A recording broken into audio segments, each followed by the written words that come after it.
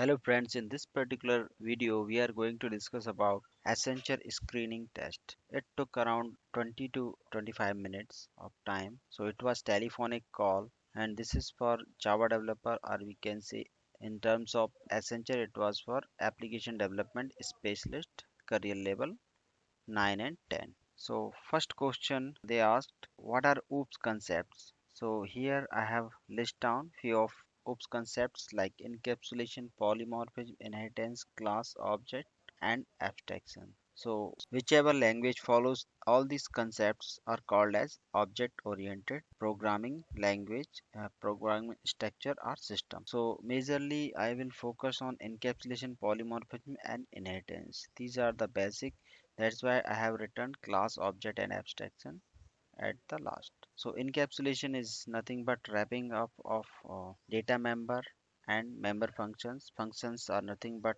methods in Java.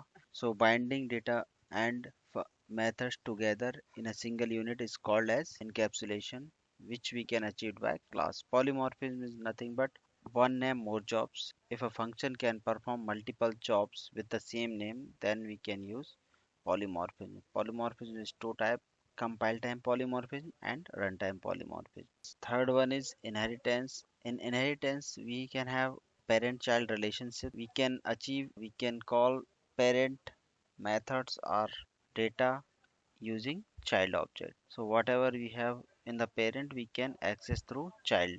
And the one thing I want to mention here, Java doesn't support multiple inheritance. Java supports only single level or multi-level, or yeah, single level, multi-level, and Java doesn't support multiple inheritance. Third one is class. Fourth one is object and abstraction. Class is a user-defined data type and object is an instance of a class. And about the abstraction we can achieve through abstract class as well as interfaces. Abstraction is nothing but showing essential detail. Here, next question they asked, like, what is the difference between encapsulation and abstraction? So left side if you see, these are the abstraction related things. Here in the right side it is encapsulation related things. In abstraction, problems are solved at the design or interface level, while in encapsulation, problems are solved at the implementation level. Abstraction is the method of hiding the unwanted information, whereas encapsulation is a method to hide the data in a single entity or unit along with a method to protect information from outside. We can implement abstraction using abstract class and interfaces, whereas encapsulation can be implemented using by access modifier private, protected, and public. In abstraction implementation, complexities are hidden using abstract classes and interfaces, while in encapsulation, the data is hidden using methods of getters and setters. The objects that help to perform abstraction are encapsulated, whereas the objects that result in encapsulation need not be abstracted. Abstraction provide access to a specific part of data. Encapsulation hide data and the user cannot access same directly. This is called as data hiding. Abstraction focus on what should be done. Encapsulation focus on how it should be. So these are the few differences you can go through, and for me I have replied like this: showing only essential details which are required is called abstraction, and in case of encapsulation, wrapping up of data in a single unit is called as encapsulation. So the next question he asked, like, what is the difference between checked and unchecked exception?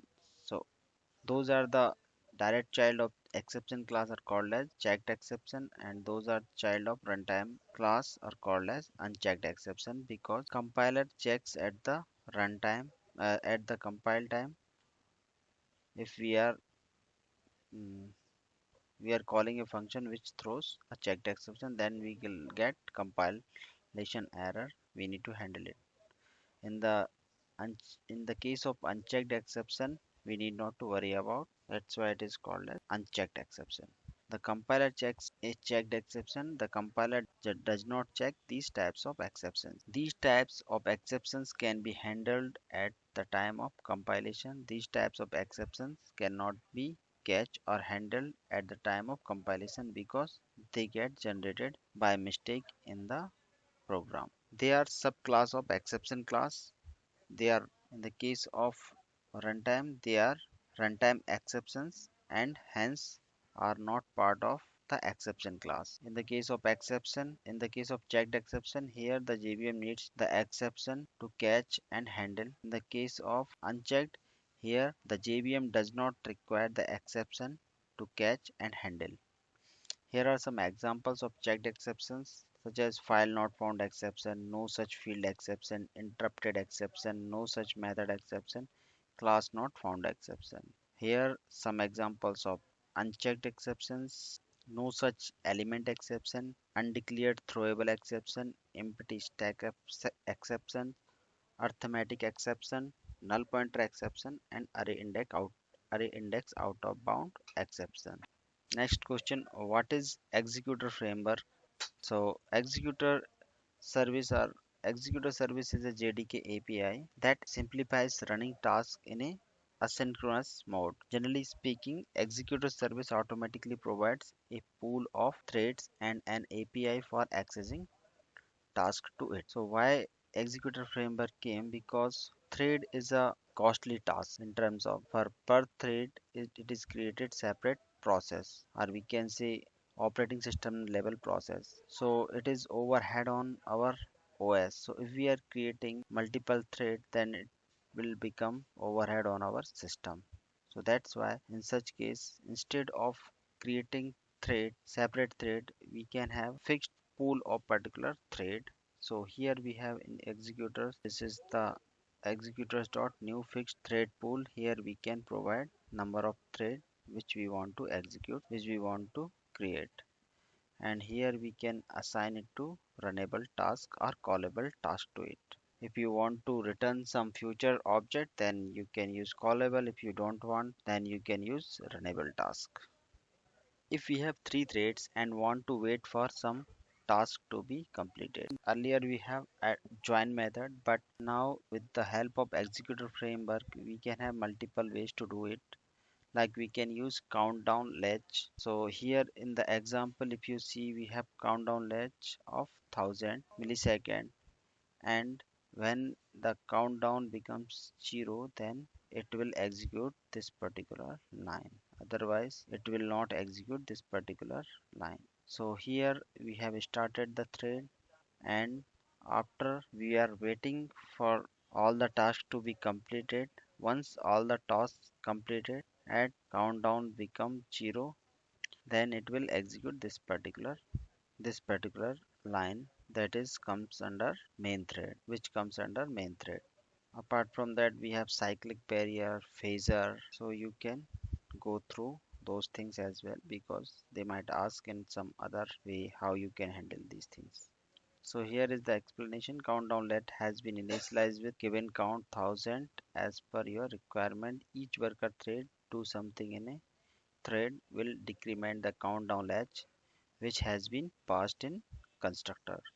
Main thread countdown ledge demo await till the count has become 0. Once the count has become 0, you will get below line in output. How to load external packages in Spring application, and how do I enable configuration in Spring. So I will explain this question later. How exclude, so here question is not correct actually. So how we can exclude some package or file from our Spring configuration. What happens in SpringBoot, if we are adding some dependency, it automatically enabled multiple classes and multiple packages automatically imported to us. So in such case, if we want to exclude some class, then we have the exclude attribute and we can pass our class name here itself. Apart from that, here also you can use package itself. So the question was how you can exclude the class. So that's why I have used this class name, how we can exclude. So here also one more thing, enable auto configuration. We can exclude data source auto configuration class, data source transaction management auto configuration class, or hibernate GP auto configuration class. By using this, we can disable the Spring Boot embedded database configuration. Next question is what is union and union all in database, or what are the difference between union and union all? The union command combines the result set of two or more select statements. Union all allow duplicates values, but in the case of union, it doesn't allow the duplicate. That is the main difference between union all and union. So these are few questions they asked. So let's discuss about these tricky questions. So you can go through this.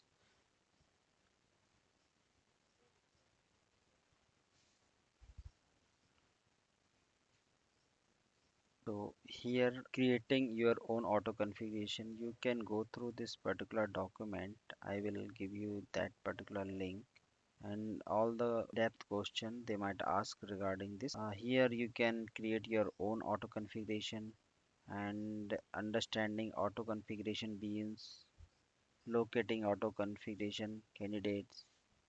We have this meta inf slash factories where we can configure our own packages, own jar files. Now we have conditional beans based on certain conditions. If you want to load some particular bean, then you can use conditional on bean or conditional on missing bean. Web application conditions. So this document is very helpful to understanding basics of Spring Boot, how it works, and how Spring Boot works, and how auto configuration is work. That's it from my side. That's it for today. Thank you so much for watching.